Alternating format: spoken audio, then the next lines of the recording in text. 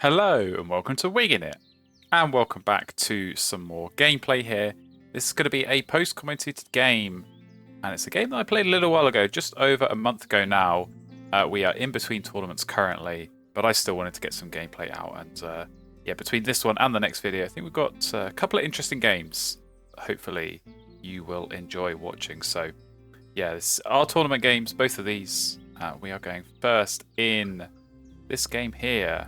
So let's jump in and take a look at what we've got in our starting hand. And you will see, got some pretty interesting stuff. I mean, California Quail always jumps out. White Stork always jumps out. And the Rufous Owl as well. Definitely a nice big point forest option here. So got some good brown powers, and we've got definitely a couple of different ways we can go here. I mean, California Quail, you always, I think, want to get that down in the forest with this end of round goal as well, potentially. Something we could look at, getting some eggs there, getting a bit more food, especially with these expensive birds. And then, yeah, White Stork, I mean, where do we put that? I think that's going to be a big question mark with the starting hand and the approach in the early game here, because I think you do normally go grasslands, I think, White Stork, especially on the baseboards, but of course now in Oceania, you've got that option of going in the wetlands and just getting a few more cards, seeing more cards, and then yeah, especially with the egg access in the forest with the quail, you could definitely do something there where you just draw a bunch of cards and then go into the forest. And yeah, with the Rufous Owl, I mean, that's pretty much a guaranteed point each time. And we got some good options in the tray as well. You know, like Chickadee, the red-shouldered hawk, both of those could work and potentially build a strong forest here with a lot of food generation and, of course, a lot of point generation. So that's definitely one way we can go. But I think equally, White Stork of the Grasslands, we know how that works. Something like the Tauhi maybe in the tray is going to tempt me. I mean, I'm going first here, so I've got first dibs on anything I want in that tray. But equally, we could just play this White Stork. Legs a few times, you know, give it that resetting opportunity, see what comes up, and maybe build quite a nice Grasslands engine. So the Birds card was nice as well, you may have seen there. Bird Bander feels like a pretty solid choice. I mean, already two here in the starting hand, and definitely scope to get more and score more points. So yeah, we're keeping those three birds, and we're keeping California Quail food, so that's hopefully not too controversial.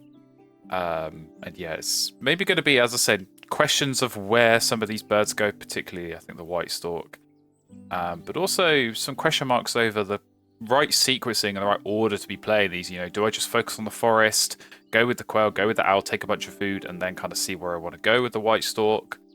Do I get the White Stork down a little bit sooner and use it to see some more cards? Maybe something a bit cheaper than the Rufous Owl to get down first. As I say, maybe the Chickadee or the Hawk could be tempting options, but yeah, definitely I want to get all these birds down at some point. Do have this end of Algol to think about, as I said, as well.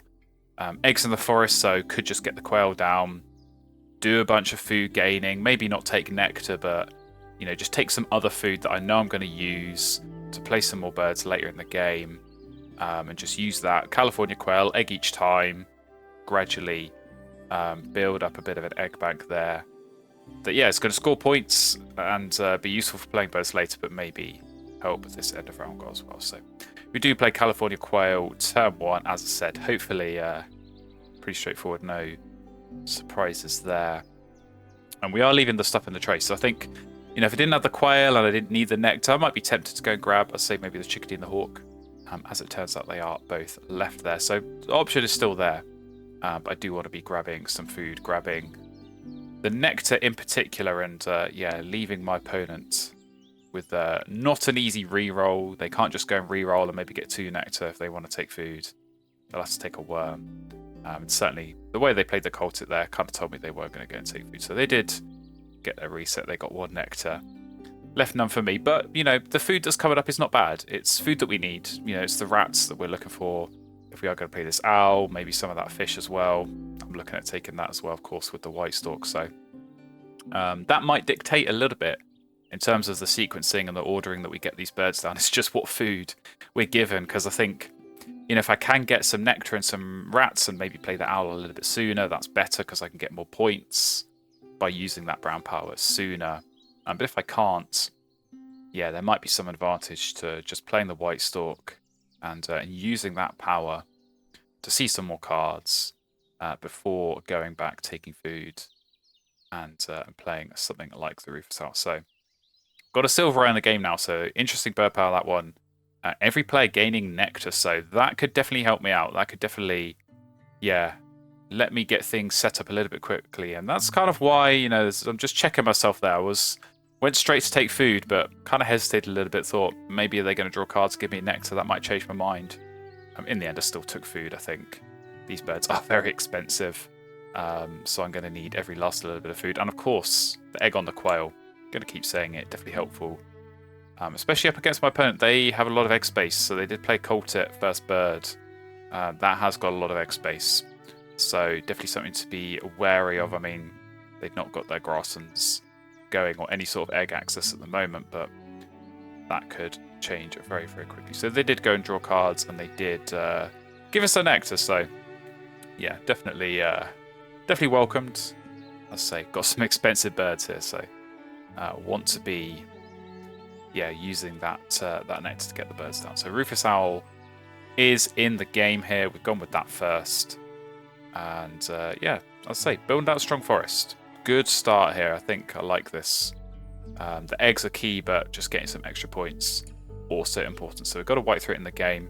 That might help my opponent force some egg access, and we'll see how they approach with this end around. But for us, we are playing the White Stork, and it is going in the grass. So that's where I think it works best.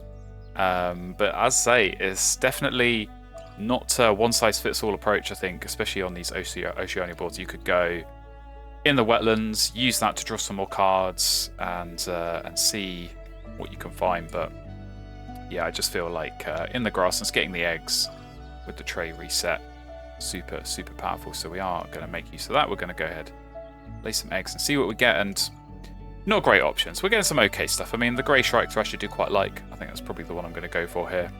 And yeah, could potentially be one that, let's say we go in this forest and build out something pretty nice here. Goldcrest has come up, which again, always an interesting one. Would have been maybe nice if I'd found that a little bit more quickly in this game.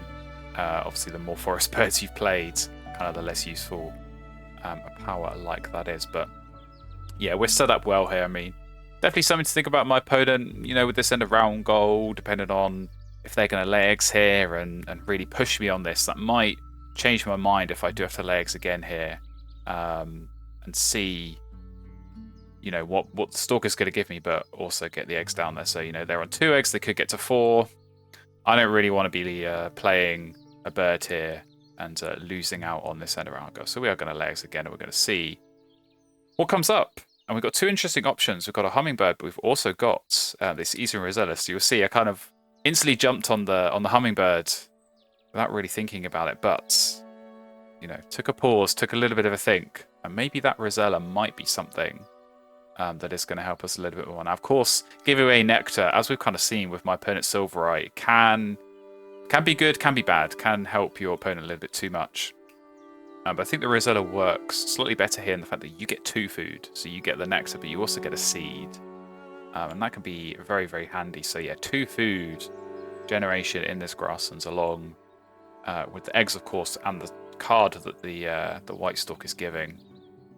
Yeah, definitely a tempting option for us to consider. So we have gone with the Rosella, and yeah, it's Birdbander as well. So we're definitely doing well on that bonus card.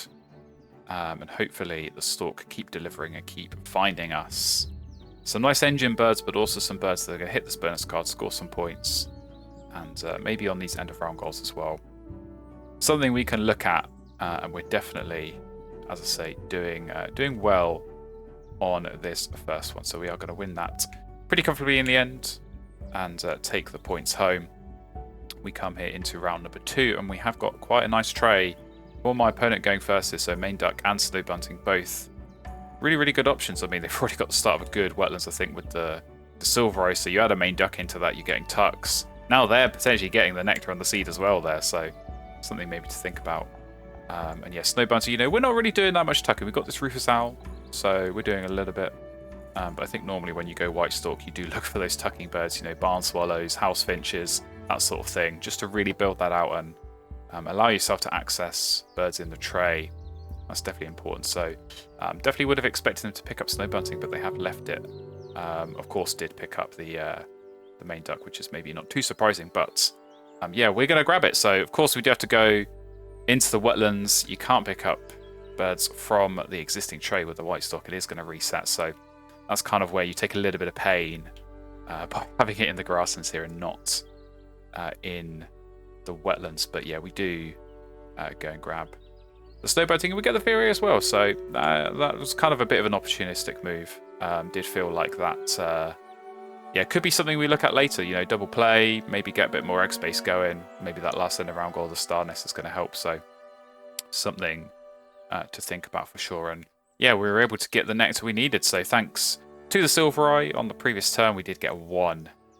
And yeah, we're able to get the second on the reroll.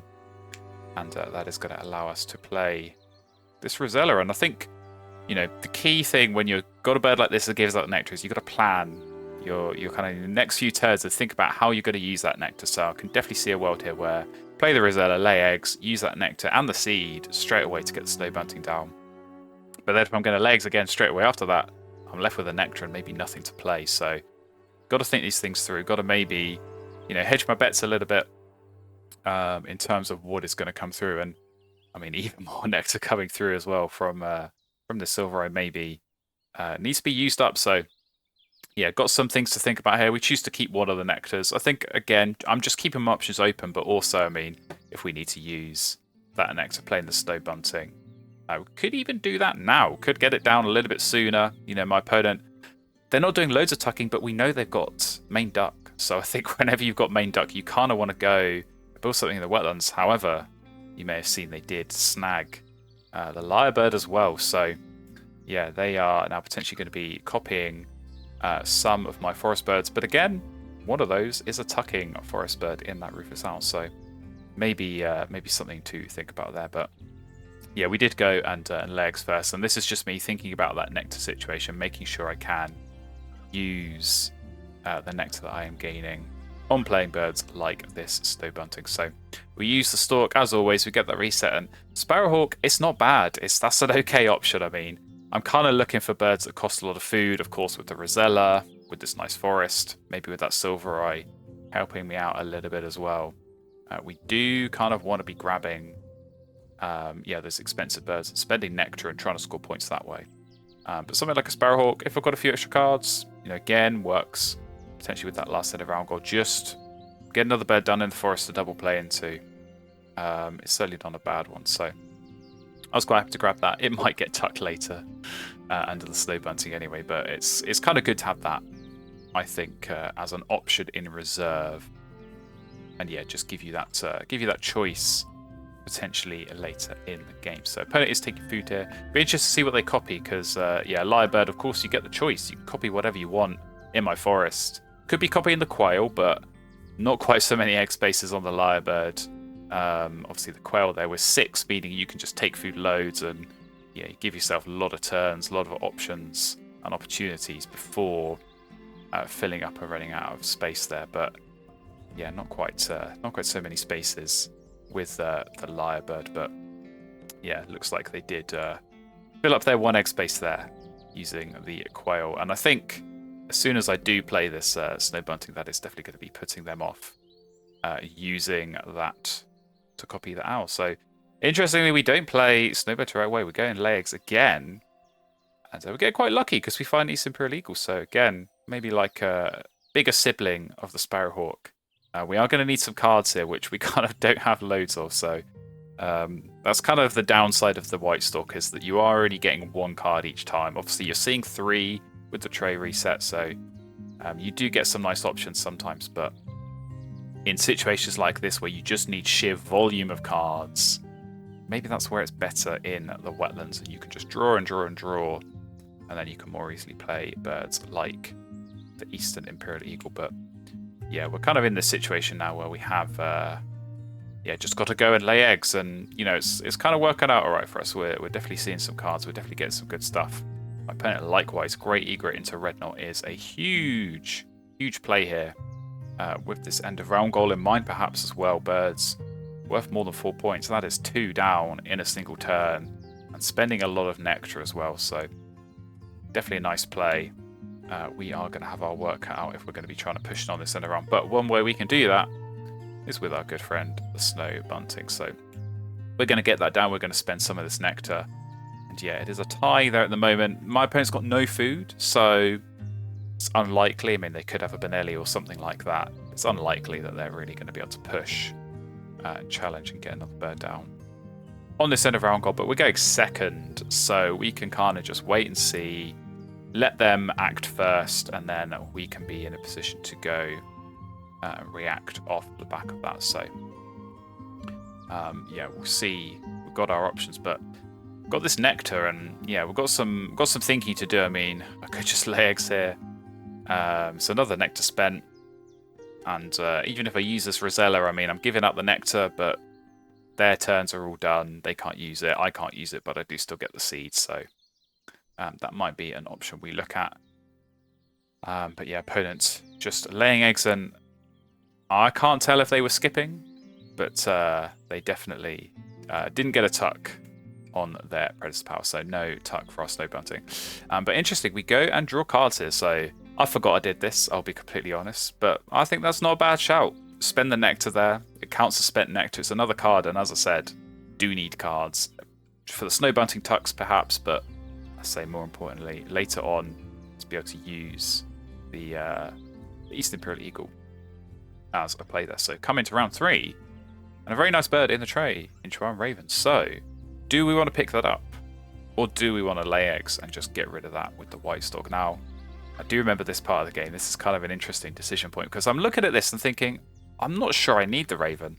I'm not sure I need that much extra food. I've got a good forest. I've got a Rosella here giving me food. Maybe the Silver as well is going to give me some nectar. I'm not sure I need it. I'm not sure I need any more nectar. But one thing is for sure, I do not want my opponent having that Raven and getting as much nectar as they want in the world. So we're just going to lay eggs. We're going to wipe it, and we're going to be rewarded for our efforts with a North Island brown kiwi. So yeah, very nice one. Don't actually have any other bonus card birds in our hands, so that might be a bit of a tricky one later if we don't find any, because I don't really want to be ditching this bird bandit, but we will see what we have to do later on in the game for that. But yeah, we've got some decent stuff. I mean, we've got this golden eye as well that we picked up at the end of last round. That might be something we look at going with. You know, it's kind of hard to see my opponent lay eggs that many more times, but something like that pink power might just put them off. It's a bit of egg space as well to think about. We did pick up a Predator Power as well, one of the Falcons. So again, could just go in this grasslands, get that down. Maybe works for the end of round if I'm going to be playing some birds. Works for the next end of round goal. And just building out this grasslands, just getting another bird down, get some extra eggs, get some tucks maybe. Definitely something to think about. So yeah, opponent is drawing cards. Picked up the turkey, revealed the Godwit, so that could be a very nice one. Godwit in conjunction with Kiwi is pretty strong, because those kind of bonus card birds like the Godwit, like the Red Knot actually my opponent played, where you're only drawing one bonus card, can be quite tricky, can be a bit of a gamble that you kind of get screwed over on, but that's where something like Kiwi can really come and save you, because if you get a bad bonus card, you just discard it. And draw 4 more. So we do go ahead, pick up that Godwit, and I think that's probably enough card drawing for me at this point. I think I should be set. I mean, another strength of the Godwit really is when you're going White Stork. If there is a tray bird you want, you can play the Godwit and use that to pick it up. So nice option to have. But yeah, we've got loads of strong birds, and I think at this point of the game, this is the start of where I'm really thinking about what's my end game approach. Got 9 turns left. How do I want to use those 9 turns with these end of round goals, with these bonus cards? What food do I need? What order do I want to play these in? You know, if I have got some brown powers, how many times am I going to use them? That's definitely a consideration with this grasslands. You know, I've got to really count through my turns and work out, how much food I'm going to be gaining, how much eggs I'm going to be laying, and how many tucks potentially I'd be getting on a brown power like that. So we've got it all to think about. But yeah, definitely some strong options here. So Brown Falcon we are, it seems, going to play here. Maybe just allow this end of round goal as well. Maybe just thinking about, okay, how can I get as many birds played as possible this round with this end of round goal? You know, potentially with some extra food that I've got over my opponent. and of course with a bird like Eastern Imperial Eagle that doesn't cost any food, we could potentially get that down and really push hard.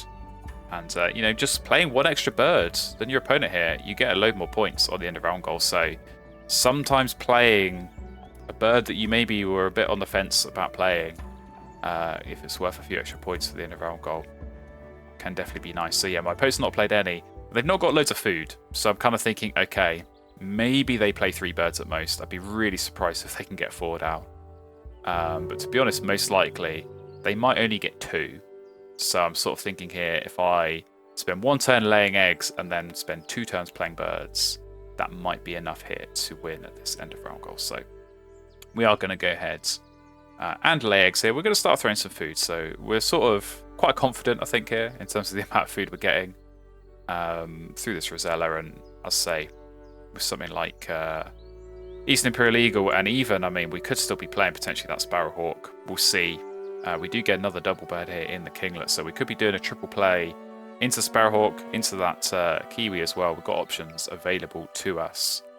But yeah, opponent went with an Oddie. So they're building out strong Wetlands here, but very, very interestingly, we still haven't seen this main duck go down. So I think there is maybe the element of the snow bunting. You know, it's not getting the points, it's not getting the tucks, but if it's put my opponent off going for an early main duck, then, you know, there's potentially some defense there that I'm not seeing on the points board. But if it's, you know, denying them the opportunity to score points at that stage of the game, because it came up pretty early, then I think, yeah, there's some value in that for sure. So yeah, 2 turns left here, and as I say, my approach, my thinking here is definitely to try and get 2 birds down. So that is what we're going to want to do. What my opponent wants to do is finally play the main duck. So it has gone down. We are potentially going to see some benefit there, and we do go ahead and play our Godwit. And yeah, the bonus card we drew wasn't great. Bird Feeder. You know, we should be able to score something off that if we do play the Kinglet. That is going to hit that. It's only 3 points, so it's not great. Not the kind of points you expect to be scoring from a bonus card when you're playing lots of birds, which we certainly will have done by the end of this game. So yeah, nice to have the Kiwi, as an option to ditch a slightly subpar bonus card like that. And yeah, we will see how we can approach that. And actually as well, just using the Godwit, I mean, as I said earlier, it's quite useful for picking up trade birds, but we have now got snow bunting, but I'm sort of hoping, I'm definitely hoping it's going to get some activations now they've played this main duck. So we will see. Looks like they are drawing and are tucking. Maybe giving out some nectar here that we might not be able to use, so we'll have to see on that. But yeah, we do get a tuck. That's nice, at least it's a point. Bit of card cycle. We'll see what good that does for us. But yeah, 2 birds played on each side. My opponent with 3 nectar. 100% they're going to be playing a bird here. So yeah, we've just got to think about our options. And it looks like Eastern Imperial Eagle is the way that we're going here. So I think we're probably going to tuck 3 birds here. I might be tempted to spend a nectar if that's going to matter for the nectar scoring, and of course don't want to let it go to waste. But I think I've got enough cards here just to be cycling with that snow bunting, and of course I'm going to get more from the White Stork. So we do use all the cards here.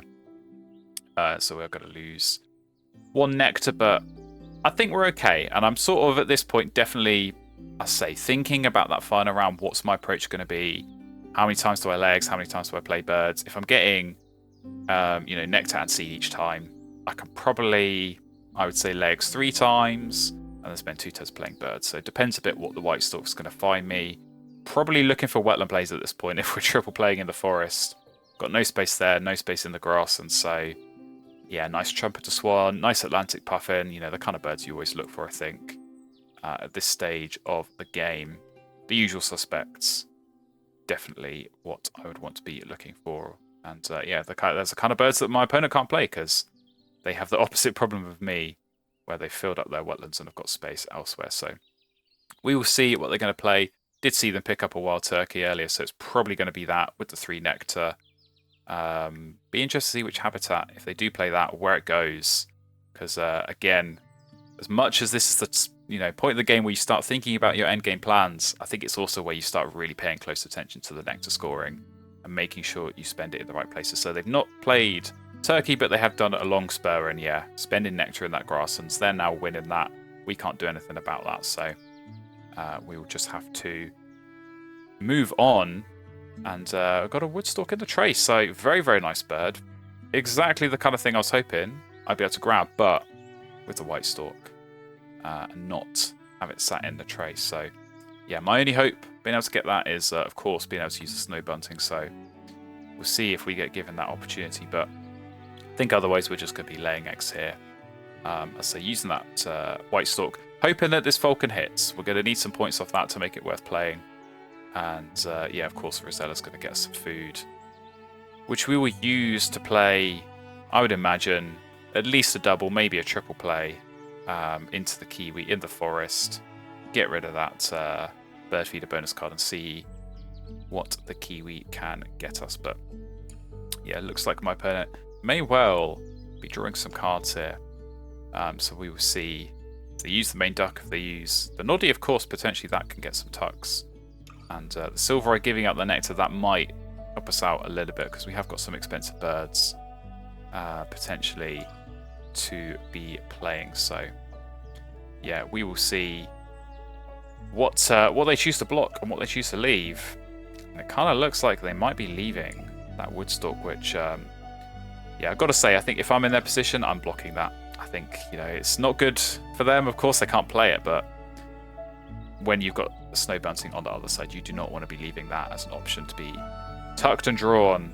But that is what they have done. So yeah, wood stork, I'll take it. Very, very happy. Blythe's hornbill, I would also have taken that, to be fair. But you can't have your cake and eat it too. So we're gonna, yeah, just have to lay eggs and block that. You could go and draw cards here, but I don't think it's worth it. Especially when I've already got some nice plays for the forest, as I said. So we do lay eggs, we get our food from the Rosella, and we get quite a nice option. Not the trumpeter swan we were looking for, but black swan, which is arguably even better because we have got a lot of birds with those big wingspans. You know, already got the stork and the owl, the falcon, and the eagle down. So we've already got 4, potentially that wood stork, the swan itself, and of course the kiwi with that flightless wingspan. Counts as whatever wingspan you want, so potentially something we could look at using there and getting lots of eggs at the game end. So we've got options here, and certainly having something with flexible food costs, something that eats seeds, that's kind of what we need when seeds is what we're getting lots of course, along with the nectar from this Rosella. So yeah, if we do get maybe 1 or 2 more nectar from the silver eye, I think that's going to help on flexibility. But yeah, otherwise we are going to have to be careful, and we're going to have to make sure we're not running out of food anywhere. So opponent went and took food. I was kind of surprised. I thought they might have taken that Kia because I think that's a really good option, especially with some extra food to be getting some more bonus cards. But yeah, I'm not going to give them a second chance. We're going to lay eggs. We're going to reset this tray. And another double play coming up here in the Reed Warbler. So always good, these double birds, if you can afford to play them, I think. Definitely handy, especially when you're going for bonus cards, because it's just another bird down, and you know, more birds down means more points from these bonus cards, whether it's like nest types or food costs or just number of birds down in habitats. Just having those birds down played without needing an extra turn with that double bird power, definitely handy. So we're kind of sport for choice. So we've just got so many options. I kind of want to play all of these birds, but I just know I've not got the turns, I've not got the food available to do that. So yeah, we're definitely going to have some intriguing options here. There is definitely a case to be made to just play those 2 wetland birds and be satisfied with that. But yeah, when I have got the bonus card that I need to be scoring in Birdbander, and I know playing the Kiwi's going to get points from that. Got this end of round goal as well, you know, with the star nests, potentially the forest, getting those down now, being able to lay eggs on them. Still got this wood stork as well, maybe you want to lay eggs on that. So yeah, as I say, lots of options, lots of different ways you could play this. 3 turns left, and doing things in the right order here is definitely key, just in terms of using the food up and maybe seeing that bonus card as well, because I think that can definitely, yeah, give you a bit of a steer and maybe sway your options one way or the other, depending on what that bonus card that comes up is. So we are going to go in the forest here. It seems we're going to play the triple play. So Kinglet into Vireo, into Kiwi. And I think that's a good option. That's a strong triple play. Use up all this nectar. And as I say, get these star nests down, which is good for the end of round goal. And yeah, we're going to see another bonus card as well. So Bird Feeder, I think you are going to be the one to go bye-bye. Yeah, hopefully get something good on the draw.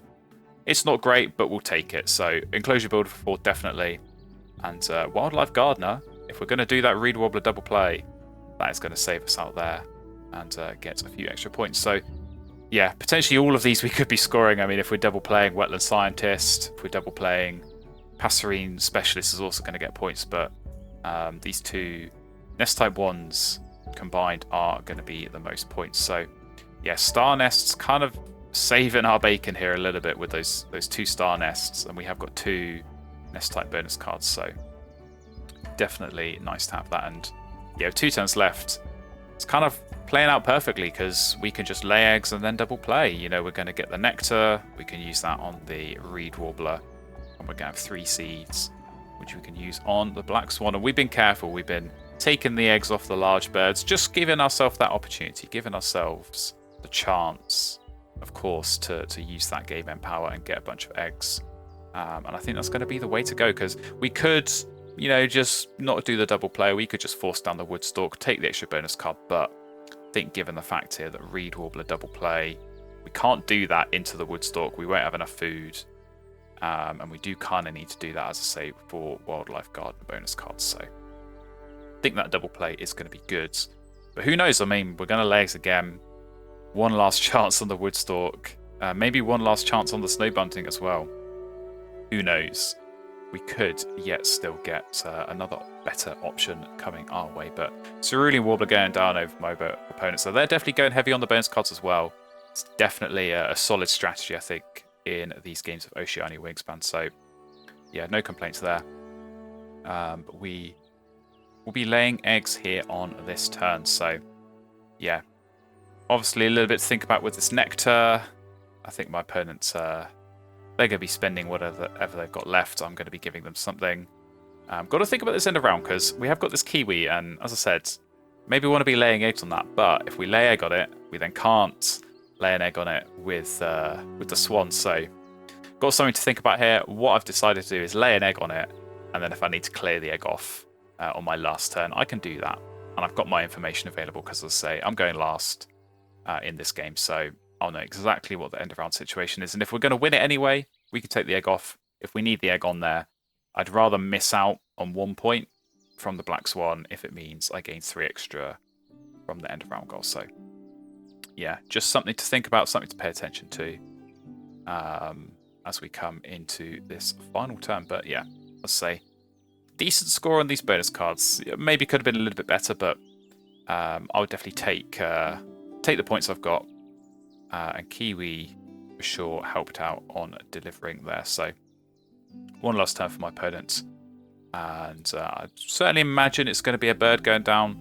Little busted it is. And they do, of course, have this white throat, so got to pay attention to that. Got to remember they're going to get some extra eggs there, which is, of course, going to impact the end of round goal. So it looks like they are going to be finishing on 5 eggs, or 5, I should say 5 birds with eggs on of that right nest type, which is what we're going to finish on as well if we leave one on the kiwi. So that is indeed what we're going to do. We are going to double play. Very, very nice here. Reed Warbler into Black Swan. And yeah. Get our tie on the end of round goal, of course, once they have taken the teal action of the white throat. And yeah, it will then go into the game and face. So they got a pretty good synergy, I've got to say. White throat with that Australian magpie is pretty nice. But likewise, we've got our own solid in-game power. So 5 eggs in total from the Black Swan. Makes it an 11-point play, so definitely take that. Definitely happy with that. At the end of the game, I'll say, with all those seeds as well, we were definitely crying out for something like that. That used the seeds from the Rosella, and we used up all of our food perfectly at the end of the game. So into the nectars, we did just about hold on in the forest. We, of course, lost in the grasslands and the wetlands. But, yeah, my opponent had a lot of nectar. They had a lot of birds down, so no complaints there.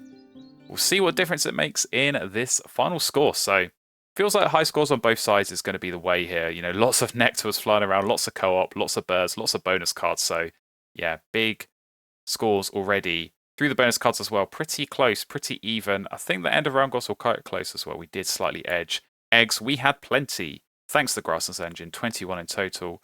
Food on cards is where my opponent will bring it back slightly. And Tux was quite close. So with that nectar loss, we do just about hold on. With 133 as the final score, but up against 123. As I said, big scores both sides. And definitely a fun game.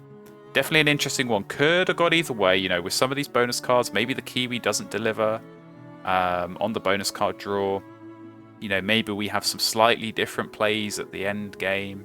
If we're not going to play, you know, the Black Swan and we miss out on some of those eggs, maybe we play another bonus card bird and draw a dud.